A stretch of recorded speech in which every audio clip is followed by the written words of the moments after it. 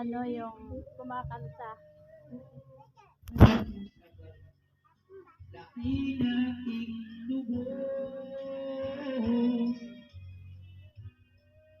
Ang tanging alay ko sa'yo, Panginoon, ay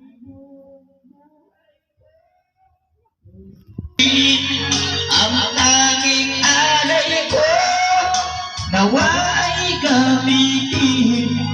Ikaw lamang, Jesus, wala akong iniibig ko akalain. Ganda ng boses.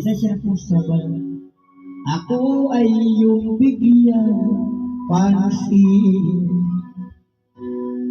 Ang taong tulad ko di dapat mahalin.